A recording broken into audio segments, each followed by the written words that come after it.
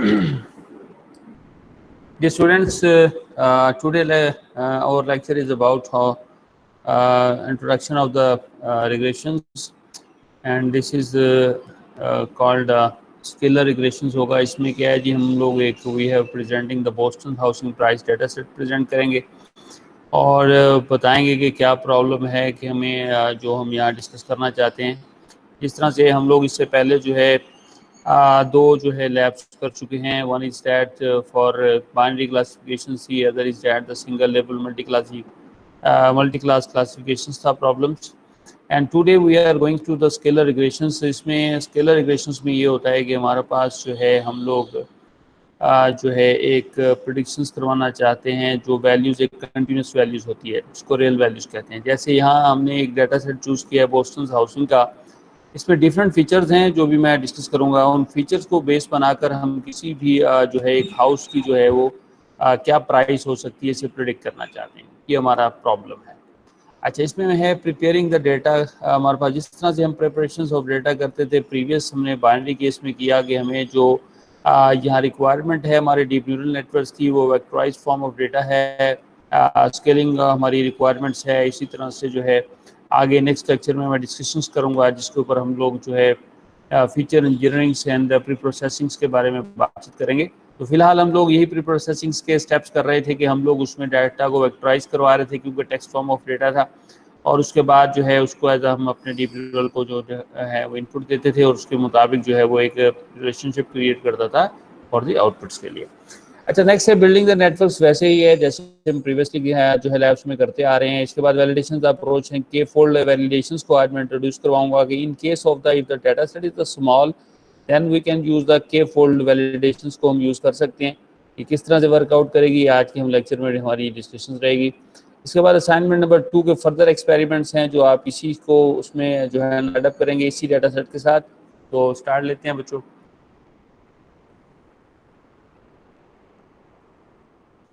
Predicting the house prices. हमारा जो आज का प्रॉब्लम है, सबसे पहले प्रॉब्लम को समझ लें कि प्रिडिक्ट करना है हाउस प्राइस को. रिग्रेशन एग्जांपल है ये. असल में in over the previous 2 practical applications के अंदर we have to discuss the binary classifications को बच्चों डिस्कस किया. उसमें क्या था, एक टेक्स्ट सेंटीमेंट लेबलिंग करनी थी, यानी पॉजिटिव है बात या नेगेटिव है. अच्छा, दूसरा जो था हमारे पास वो मल्टी क्लास क्लासिफिकेशन थी सिंगल लेबल के केस के अंदर. To detect the appropriate new categories labelled from the 46 categories से हमने एक नई न्यू कैटेगरी से जो है हमने अपने टेक्स्ट को लेबल किया और उन कैटेगरीज की तादाद क्या थी, 46 थी. तो लिहाजा ये बनता था कि हम उन 46 में से किसी एक क्लास को उस टेक्स्ट को क्या करेंगे, लेबल करेंगे. In both application we predict the discrete level of the input data. तो यहाँ पर जो हमारे पास प्रॉब्लम था उसमें था कि डिस्क्रीट हमने एक लेबल ढूंढना था. जैसे 0 और 1 है और नेक्स्ट में क्या था 46 है. तो आपने देखा था कि हमने 1 और कोडिंग्स के अंदर इसको जो है कन्वर्ट किया तो that is the obviously is the 46 unit का एक वेक्टर बन गया और वेक्टर जो है वो अपनी इंडेक्सिंग से प्लेस पे 1 था, बाकी सब 0 थे. तो बाइनरी कोडिंग की हमने और फिर हमने उसी से क्या कर दिया, उसको लेबल कर दिया. तो ये डिस्क्रीट लेबल्स कहलाएंगे. अच्छा, आज का जो है हमारा प्रॉब्लम वो क्या है, another common type of the machine learning problems है इन रिग्रेशंस कहलाती है, which consist of the predicting a continuous values. बच्चों you have to remember it कि यहाँ पर एक बात याद रखनी है, रिग्रेशंस केस के अंदर हम क्या कर रहे होते हैं, we are continuous जो है एक वैल्यूज जो है उसको प्रिडिक्ट कर रहे हैं, प्रिडिक्ट द कंटिन्यूस वैल्यूज. ठीक है, instead of the discrete label की जगह हम लोग जो है वो एक कंटिन्यूस वैल्यूज को प्रिडिक्ट कर रहे हैं. फॉर इंस्टेंस, मिसाल के तौर पर प्रिडिक्टिंग द टेम्परेचर टुमारो. हम कल के टेम्परेचर्स को जो है प्रिडिक्ट करना चाहते हैं और आज तक हमारे पास डेटा पड़ा हुआ है जो मेट्रोलॉजिकल डेटा है और उस पर हम इसी तरह से अगर आप देखें टाइम आप प्रिडिक्ट करते हैं कि एक प्रोजेक्ट को कितना टाइम लगेगा कंप्लीट होने में under the given specifications as a feature दिए गए हैं. तो ये जो आपके पास टेम्परेचर एग्जांपल है, टेम्परेचर क्या होगा, आप कहेंगे सर टेम्परेचर जो है मे बी टुमारो जो है 19.3 है या उसको सेल्सियस में देखते हैं तो आप कहते हैं 37.5 हो सकता है. इसी तरह से आप कह सकते हैं कि जी कल जो है, तो ये जो आप यहाँ देख रहे हैं दिस इज़ द कंटिन्यूस जो है हमारे पास वैल्यू है. एंड यहाँ पर क्या होगा कि ये हो सकता है कि ये जो है 37.9 हो और सो एंड सो। तो this is the problem of the regressions है कि जहां हमारे पास आउटपुट जो होगी वो एक कंटिन्यूस वैल्यूज होगी, तो ऐसा जो प्रॉब्लम है वो एक रिग्रेशन प्रॉब्लम कहलाएगा। अच्छा, अब बोस्टन जो हाउस प्राइस जो डाटा सेट है इसके बारे में मैं आपको कुछ ब्रीफिंग दूं ताकि हम प्रॉब्लम को समझ सकें, इसके फीचर्स को देख लें, इसके रिकॉर्ड्स को देख लें, रिकॉर्ड्स की टोटल लेंथ को देख लें और फिर हम आगे चलेंगे। तो Boston housing price data के you will attempt to predict the median price of the homes in the given Boston suburb जो है in the mid 1970s है, given the data points about the suburb है at the time such as the crime rate, the local property tax rate and so on। अब यहाँ पर हम जो predict करने जा रहे हैं वो actually median price of the homes in the given Boston suburb in the 1970s के दिहाई में जो उसके रेट रहे, जो उसके डिफरेंट पैरामीटर से उसको हम बेस बना रहे हैं। The data set you will use has an interesting difference from the two previous examples. Previous से जो है इसमें दो जो है वो इंटरेस्टिंग बात हैं कुछ, वो क्या हैं? अच्छा, एक तो बात ये है कि it is relatively few data points. वहाँ पर अगर आप याद हो तो वहाँ पर डाटा सेट जो था वो बहुत बड़ा था। पहले केस के अंदर जो था डाटा सेट तकरीबन जो था वो 10,000 से एक्सीड था। इसी तरह से दूसरा डाटा सेट जो था उसमें भी 10,000 के नियर अबाउट था और उसमें 8,000 जो थे हमारे पास जो है ट्रेनिंग के लिए हमने डाटा पॉइंट्स रखे हुए थे और 2,000 समथिंग जो था वो हमने टेस्टिंग के लिए डाटा पॉइंट्स रखे हुए थे।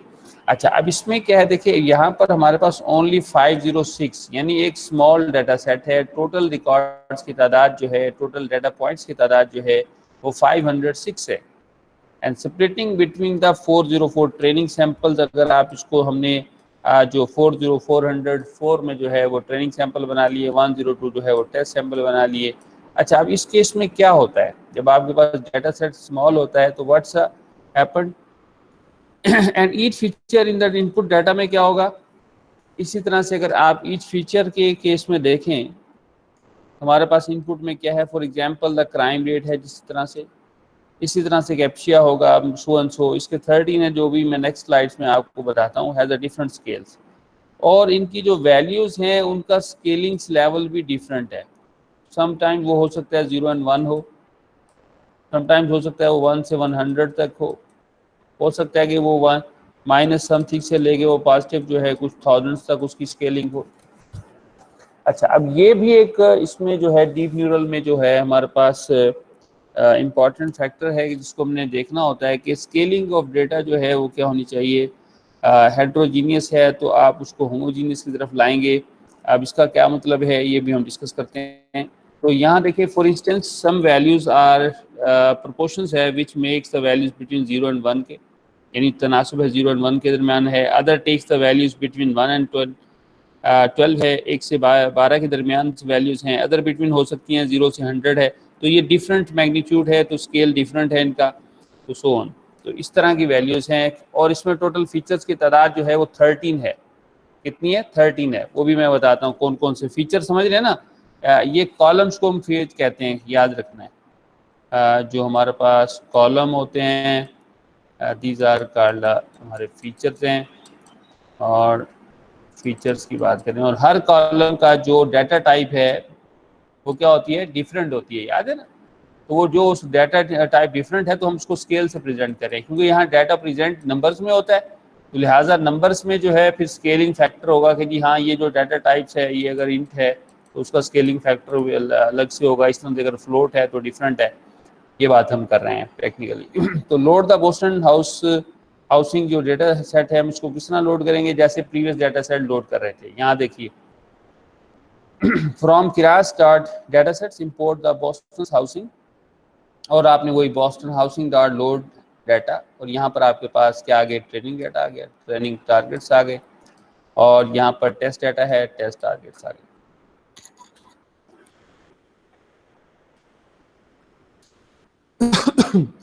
अच्छा, लुक एट द डाटा। अगर डाटा को हम थोड़ा सा एक्सप्लोर करके देख लेते हैं तो देखें, ट्रेनिंग डाटा डॉट शेप अगर हम देखेंगे इसको प्रैक्टिकली करके तो हमारे पास आएंगे टोटल जो है रोज की तादाद क्या 404 है और फीचर्स कितने हैं 13 है, यानी कॉलम्स, ये बेटा कॉलम्स होते हैं, याद रखना है। कुछ नए लोग हों इस कन्वेंशन को ना जानते हों तो दीज आर द कॉलम्स है हमारे पास एक्चुअली। और कॉलम्स क्या होते हैं? हमारे फीचर्स होते हैं। जब मैं फीचर्स बोलूँगा इसका मतलब होगा कि we are indicating about the columns की बात करें जिनमें डिफरेंट हमारे रिकॉर्ड्स हैं। दीज आर कॉल्ड, हमारे पास क्या होती हैं? रोज हैं एक्चुअली, द डाटा पॉइंट्स भी कहते हैं इनको। ये हमारे टोटल रिकॉर्ड्स हैं, यानी टोटल जो रोज़ की तादाद है, तो हर एक रोज़ जो है वो एक रिकॉर्ड को रिप्रेजेंट कर रही है। तो इसको हम सैम्पल पॉइंट्स भी कहेंगे कि हमारे पास ये हमारे टोटल सैम्पल पॉइंट्स कितने हैं, हर एक क्योंकि एक पॉइंट ऑफ डेटा को जो है प्रेजेंट कर रहा है। इसी तरह से अगर नीचे देखें तो हमारे पास टेस्ट के लिए जो टोटल है, हमारे पास रोज़ की तादाद है, रिकॉर्ड्स हैं, डाटा पॉइंट्स हैं, वो क्या हैं? 102 है। और इसी तरह से वहाँ पर जो हमारे फीचर्स की तादाद है वो उतनी ही है, 13। ये दोनों क्या हैं? सेम हैं, यानी टेस्ट में भी उतने ही फीचर्स हैं और हमारी ट्रेनिंग में भी उतने ही फीचर्स हैं। जबकि अगर आप यहाँ देखें तो इनमें रिकॉर्ड्स की तादाद क्या है? 404 है और यहाँ हमारे रिकॉर्ड्स की तादाद 102 है।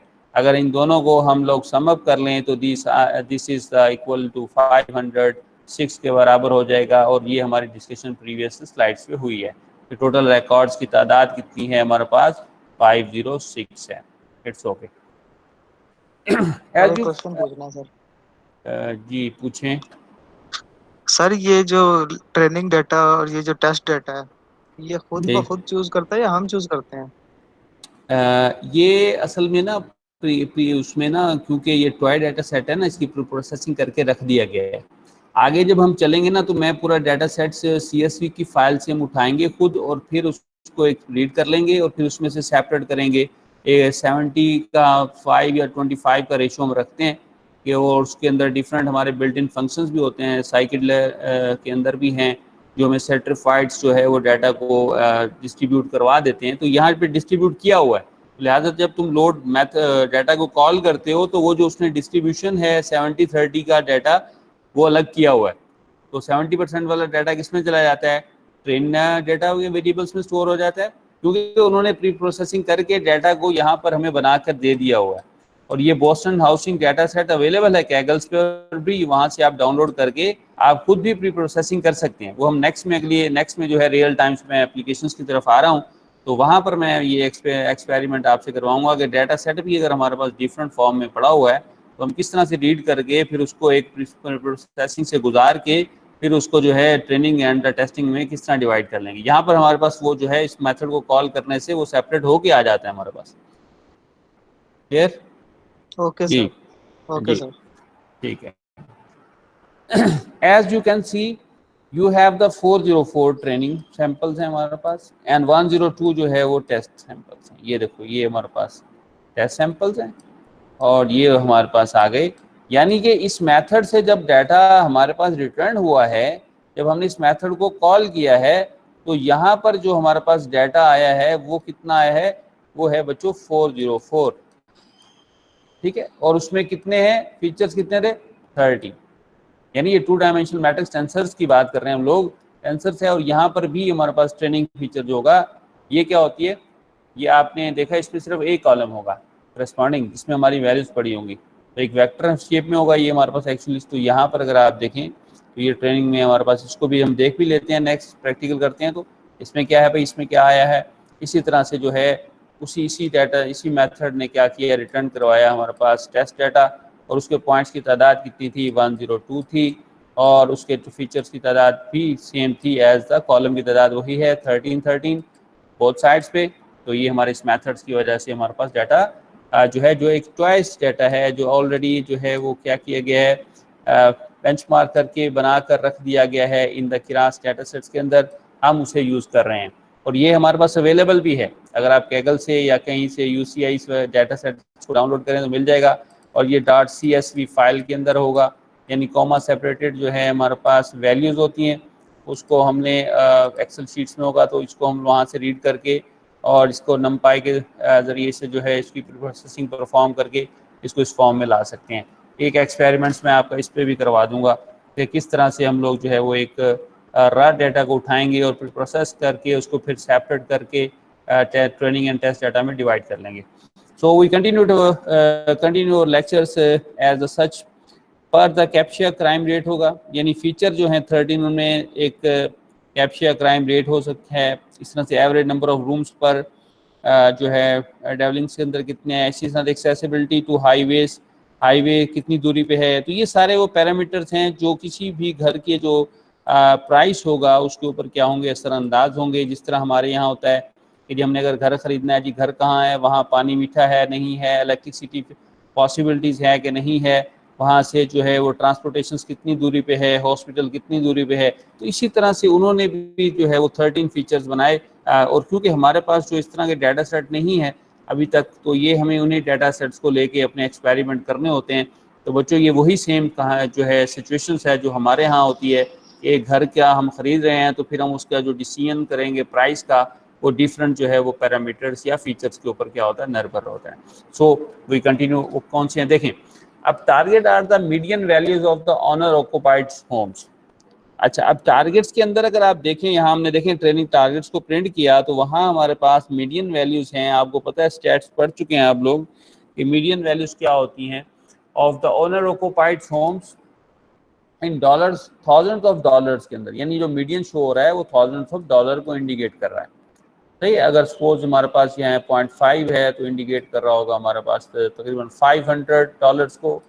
ठीक है, क्योंकि यहाँ पर जो है वो थाउजेंड ऑफ डॉलर्स को इंडिकेट कर रहा है, तो ये 500 होगा. 0.5 में मीन्स थाउजेंड्स के साथ हमने इसको देखा तो वो हमें $500 मिला, $500. ठीक हो गया. ये आइडिया समझ लेना है. इस तरह इसी तरह से हमारे पास जब प्राइस आर टिपिकली बिटवीन जो है वो प्राइसेस जो हैं वो दो रेंज के अंदर हैं बच्चों. यानी 10,000 एंड 15,000 के अंदर प्राइसेस का है.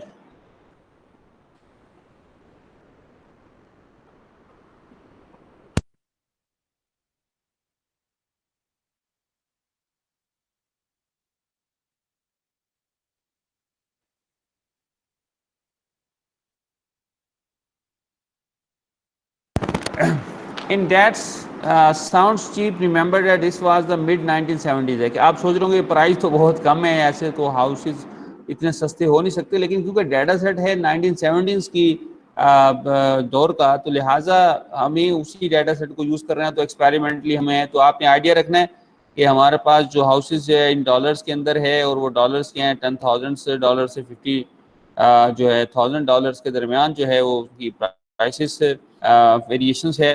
और हम उन्हें एज अ मीडियम वैल्यूज़ की तरह जो है फॉर्म में उसको क्या कर रहे हैं, प्रिडिक्ट कर रहे हैं. और वो मीडियम जो है वो इन थाउजेंड ऑफ डॉलर है, तो लिहाजा अगर 5 है तो 5,000 हो जाएगा, और अगर 0.5 है तो 500 हो जाएगा. इसी तरह से जो है हमारे पास ये, आपने इस चीज़ को याद रखना है कि एक तो मीडियन वैल्यूज़ हैं और इन थाउजेंड्स ऑफ डॉलर में है. यानी मीडियन जो लिया है वो थाउजेंड ऑफ डॉलर्स के स्केल में लिया है. तो लिहाजा जो हमारे पास ये 15.5 है, तो तकरीबन जो है ये हमारी वैल्यूज जो होगी वो जो है 15 to 13,000 के ऑफसेट में होगी तकरीबन ये. इसी तरह से इफ़ डैट हो गया. नेक्स्ट. अच्छा, अब प्रिपेयरिंग द डाटा है, हमने डाटा को किस तरह से प्रिपेयर करना है हमारे पास. ठीक है. It would be the problematic to feed into the neural networks values that all are widely different ranges. अब ये बड़ी इंपॉर्टेंट बातें हैं जो आपने याद रखनी है और फिर आपको आगे काम आने वाली हैं. कहते हैं डीप न्यूरल नेटवर्क के केस के अंदर या न्यूरल नेटवर्क के केस के अंदर वैल्यूज में अगर क्या होता है, वाइड जो है वाइडली डिफरेंट रेंजेस, यानी उनकी रेंज डिफरेंट है. एक जो है एक से लेके 1,000 तक की वैल्यूज है, और दूसरी जो है 1 से लेके जो है 5 तक है. इसी तरह से एक वैल्यूज है 1 से लेके 10,000 तक आ जाता है. तो ये जो डिफरेंट रेंजेस है, इससे जो है वो न्यूरल नेटवर्क्स में क्या होता है, प्रॉब्लमेटिक होता है. क्यों? अब आपको याद रखना होगा वो फार्मूला था हमारा y = mx + b, and here we have to multiply and get the linear form है हमारी फंक्शंस की. और ये लीनियर फंक्शंस में क्या होगा कि अगर आपके पास जो है आपकी जो वेट्स के साथ जो मल्टीप्लिकेशंस है, इनपुट वेक्टर हो बहुत बड़ी रेंज का होगा, तो ऑटोमेटिकली आपकी लर्निंग के जो स्टेप्स होंगे वो क्या होंगे, बहुत बड़े बड़े होना शुरू हो जाएंगे. तो यहाँ पर हमारे पास क्या होगा, ग्रेडियंट जो हम डिसेंडेंट कैलकुलेट करेंगे उसके स्टेप्स क्या होंगे, बहुत बड़े होंगे. तो लिहाजा हम चाहते हैं कि स्मॉल वेरिएशंस हो और हम जो है एक्यूरेट अपनी लर्निंग को क्या करें, लर्न करें हमारा neural network. The network might be able to automatically adapt to such a heterogeneous data को homogeneous क्या होगा, एक ही स्केलिंग वाले डेटा होंगे, heterogeneous क्या होगा, मुख्तलिफ स्केल ऑफ डेटा है, but it would definitely make the learning more difficult. तो इसकी वजह से है कि वो नेटवर्क जो है वो ऑटोमेटिकली अडॉप्ट तो कर लेगा सच हेटेरोजीनियस डेटा को, लेकिन definitely the learning more difficult. Learning की मीन्स क्या है, वही है हमारे वेट्स की जो एडजस्टमेंट होनी है, उसमें जो हमने ग्रेडियंट्स देखना है, और ग्रेडियंट्स में क्या होगा, जब हमारी मल्टीप्लिकेशन फैक्टर्स का बहुत ज़्यादा होगा तो ऑब्वियसली इसके स्टेप भी क्या होगा, बहुत बड़ा होगा। नेक्स्ट, तो अब वाइड स्प्रेड बेस्ट प्रैक्टिस क्या होगी to deal with such a data is to feature wise normalisation. ये इंपॉर्टेंट बात है बच्चों। अब ये उसका सोल्यूशन है कि अगर आपके पास जो रेंजेस ऑफ डेटा है वो क्या है, उसमें वेरिएशंस है बहुत ज़्यादा, तो आप फीचर वाइज नॉर्मलाइज करेंगे उनको। For each feature in the input data a column है, अभी मैं बता चुका हूँ फीचर मीन्स क्या होता है, कॉलम होता है। तो एक कॉलम का जितना भी डेटा है उसे क्या करेंगे, इनटू द डाटा मैट्रिक्स के अंदर to subtract the means of the features, हम उसका मीन निकालेंगे और उसे उस फीचर से क्या हर वैल्यू से क्या कर देंगे, माइनस करेंगे, and divide by the standard deviations, और उसकी स्टैंडर्ड डेविएशन कैलकुलेट कर लेंगे डाटा की, और उस स्टैंडर्ड डेविएशन से हर वैल्यूज को क्या कर देंगे, डिवाइड कर देंगे। So the feature is centred around the zero, लिहाजा हमारे पास जो हमारे फीचर्स होंगे वो किसके अराउंड आ जाएंगे, वो जीरो के करीब हो जाएंगे, सही है ना। And has a unit standard vector, और एक यूनिट स्टैंडर्ड उनका क्या होगा, स्टैंडर्ड डेविएशन होगी। यूनिट स्टैंडर्ड डेविएशन क्या होती है, 1 के बराबर, यानी उनकी variation of spread of data क्या होगा, वो 1 के स्केल के करीब करीब होगा।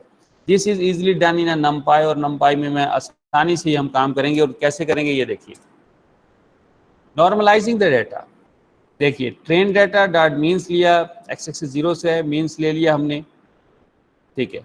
और उसके बाद हमने क्या किया, जो हमारी ट्रेनिंग डाटा था उसको हमने, ये देखें इसका मतलब ये होता है कि जो ट्रेनिंग डाटा है उसके उसमें से हमने क्या किया, माइनस कर दिया, is equal to sorry minus mean, यानी जो ट्रेनिंग डाटा का मीन एवरेज निकाली हुई है वो हम उससे क्या करेंगे, ट्रेनिंग से माइनस कर देंगे, सही। और इसके बाद उसका स्टैंडर्ड डेविएशन जो है कैलकुलेट किया, और ये ट्रेनिंग डाटा को डिवाइड कर दिया हर सैंपल्स को बाय दी स्टैंडर्ड डेविएशंस। अच्छा, और यहाँ इंपॉर्टेंट बात यह है कि आपने टेस्ट डाटा के ऊपर कभी भी टेस्ट डाटा का mean and standard deviations calculate करके उसे डिवाइड नहीं करना, बल्कि ट्रेनिंग वाला जो मीन है वो आप यूज़ करेंगे, और जो ट्रेनिंग वाला स्टैंडर्ड डेविएशंस कैलकुलेट हुआ है उससे ही आप टेस्ट डाटा पे इम्प्लीमेंट करेंगे। This is an important thing, ये दूसरी इंपॉर्टेंट थिंग है, यानी the quantity use for the normalising the test data are computed using the training data, यानी इसको जो नॉर्मलाइज करना है हमने टेस्ट डाटा को, हम उसमें क्वांटिटी यूज करेंगे वो जो हम कंप्यूट कर चुके हैं ट्रेनिंग डाटा से। This is another important things. You should never use in your workflow the any quantity computed on the test data, और आप अपने वर्क फ्लो के अंदर जो है हमारे पास कोई ऐसी वैल्यूज यूज़ नहीं कर सकते जो आप टेस्ट डाटा से जो है वो क्या करेंगे, कंप्यूट करें। रीज़न इज़ डैट कि हम अपने टेस्ट डाटा को जो है अपने मॉडल से जो है एक्सपोज नहीं करवाते। वो अगर उस पर एक्सपोज हो जाए तो वो उस पर मोर ट्रेन हो जाएगा, और हमारी जो वैलिडेशन या एक्यूरेसी है वो बहुत ज़्यादा आने लगेगी उन द टेस्ट डाटा के ऊपर। तो लिहाजा इसे अनऑब्जर्वेबल रखते हैं from the model in case of the trainings के दौरान। तो even for the sometime the simple of the data is normalise, तो इस तरीके से आपका जो है सिंपल डाटा क्या हो जाता है, नॉर्मलाइज हो जाता है। तो दिस इज़ वेरी इंपॉर्टेंट। ये नॉर्मलाइजेशंस का हमने रिग्रेशंस के अंदर नया तरीक़ेकार देखा कि we have to calculate the means, and then mean is जो है करस्पॉन्डिंग डाटा हर उसमें से फीचर्स में से क्या करेंगे, उसको माइनस कर देंगे, और फिर उसे क्या करेंगे, स्टैंडर्ड डेविएशन उसको मीन को उसको कैलकुलेट करने के बाद लेना है, स्टैंडर्ड डेविएशन पहले कैलकुलेट नहीं कर लेनी। तो मीन्स के बाद उसको उसे माइनस करने के बाद आप स्टैंडर्ड डेविएशन उसका कैलकुलेट करेंगे, और फिर आप उसी स्टैंडर्ड डेविएशन से उसको क्या कर देंगे, डिवाइड कर देंगे। यूँ आपके पास क्या होगा यूनिट स्टैंडर्ड जो है आपके पास डाटा आ जाएगा। ये था हमारे पास जो प्री प्रोसेसिंग ऑफ डेटा का स्टेप था वो हमने कंप्लीट कर लिया। नेक्स्ट एस यूजुअल जैसे हम करते हैं कि बिल्ड द नेटवर्क्स। अब हमें अपना नेटवर्क्स बिल्डअप करना है बच्चों।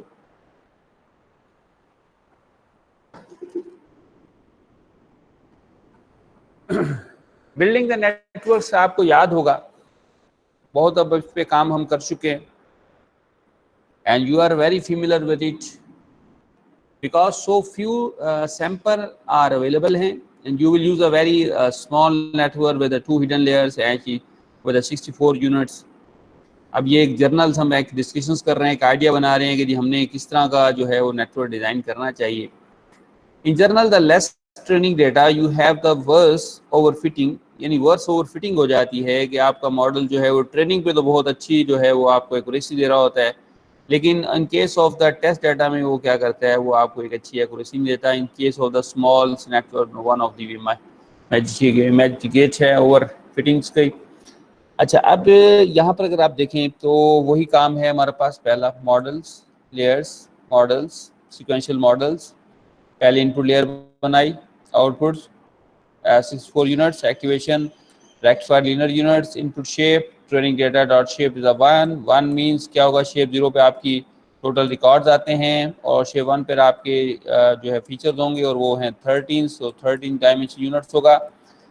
इसके बाद देखिए आपने मॉडल डॉट ऐड किया, लेयर्स आर डेंस 64 आउटपुट है यूनिट्स, और एक्टिवेशन रेक्टिफाइड लीनियर है, ये हमारे पास इंटरमीडिएट और दी हिडन लेयर्स बनाई। और इसके बाद अगर आप यहाँ देखें तो you have the one important thing here that we have never mention here the activation functions. यहाँ देखिए model dot add, layers is a dense, output is a 1, and never we are implemented any the non-linearity functions here। this is the linear form of the informations है, और उस का तादाद कितनी है, 1 unit हमें आउटपुट मिला है।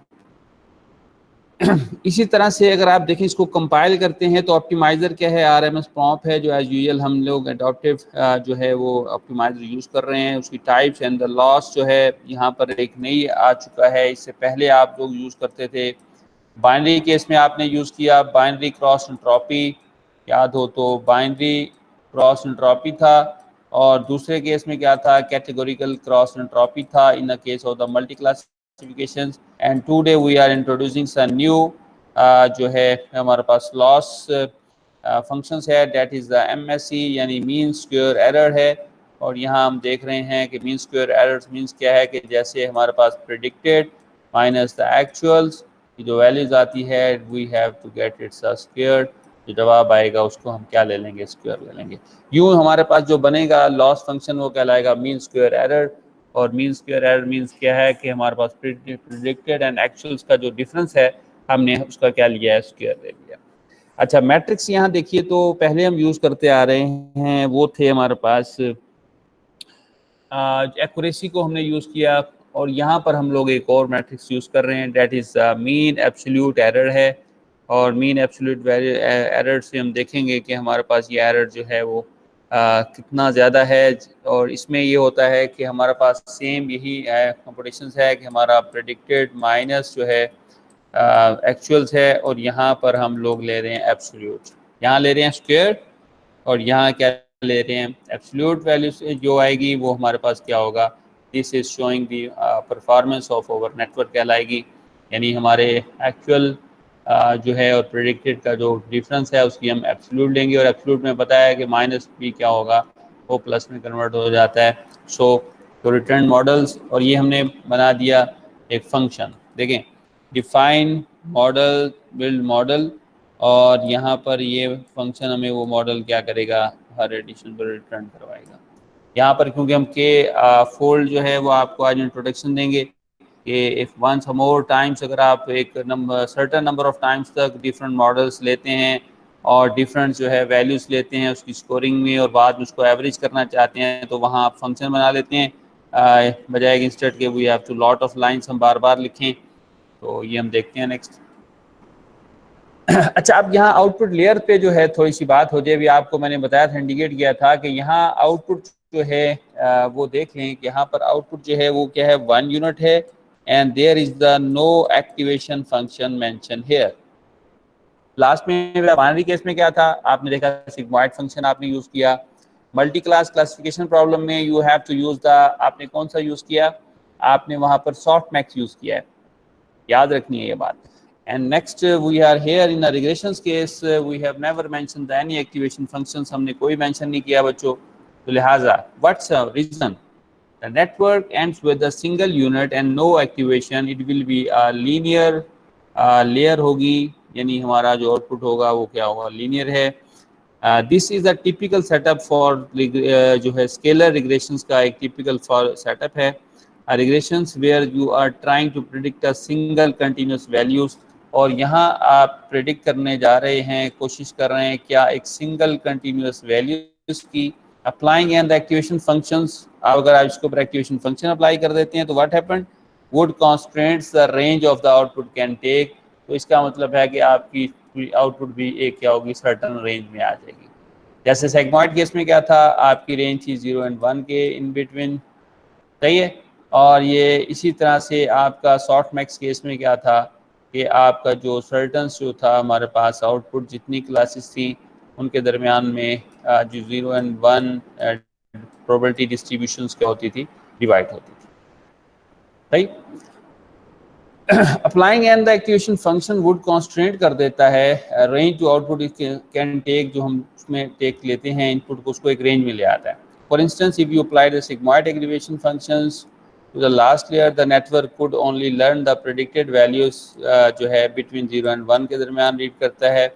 Here because the linear last year is a purely linear है, the network is free to learn the predictive value in any range, तो लिहाजा वो किसी भी रेंज में जो है वो वैल्यूज होगी उसे वो क्या कर लेगा, रीड कर लेगा, सही हो। अच्छा, यहाँ पर लॉस फंक्शन भी जो है डिफर है। Note that you compile the network with the MSE loss functions, यानी मीन स्क्वेयर्ड एरर्स जो है यहाँ पर आपने as a loss function use किया है। इस मीन्स क्या है, the square of the difference between the predicts and the targets, ये बात इंपॉर्टेंट है बच्चों। ये मैंने वहाँ आपको सिंबॉलिकल लिख के दिखाई, दिस इज सिंबल, याद है। ये हमारे पास क्या होता है, वाई हैच जो है वो प्रिडिक्टेड को जाहिर करता है और वाई हमारे पास ट्रू लेबल्स को देते हैं। इन दोनों का जो डिफरेंस होगा माइनस करने पे उसको हम स्क्वायर ले लें तो ये हमारे पास क्या लाएगा, क्या कहलाएगा, मीन स्क्वायर्ड एरर। और फिर हम इसकी क्या ले लेते हैं, एवरेज ले लेते हैं।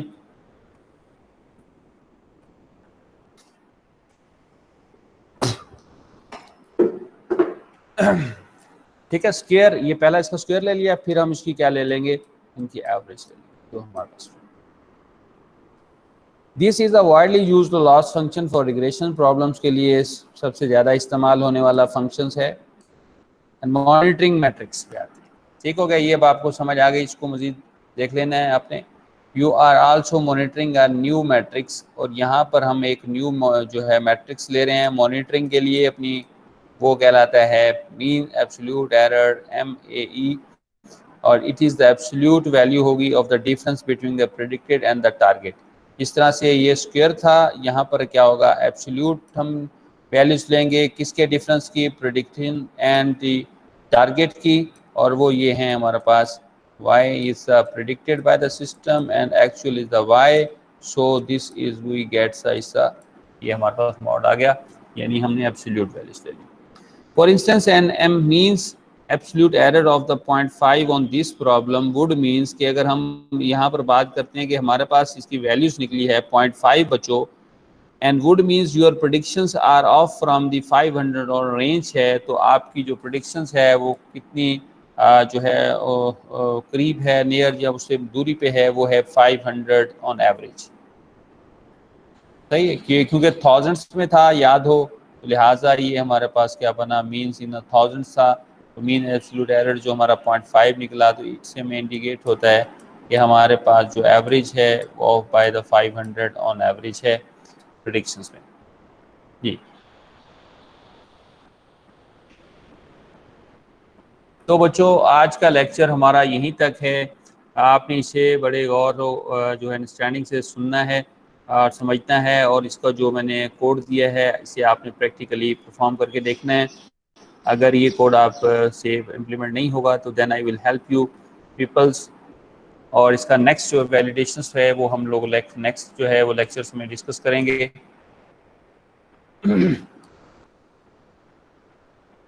सर